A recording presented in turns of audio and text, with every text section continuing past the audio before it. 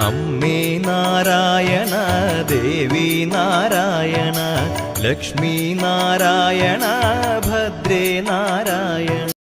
നീലയാട ചുറ്റി ചാരു സന്ധ്യയിൽ ശ്രീ ദുർഗയായി ചോറ്റാനിക്കരയിൽ വാഴും അംബികേ നമസ്തുതേ. വാണിയായി കാളിയായി ദുർഗയായി നിത്യവും ചോറ്റാനിക്കരയിൽ വാഴും അംബികേ നമസ്തുതേ. ആദിമൂല ഭഗവതിയായി ആദിപരാശക്തിയായി ചോറ്റാനിക്കരയിൽ വാഴും അംബികേ നമസ്തുതേ.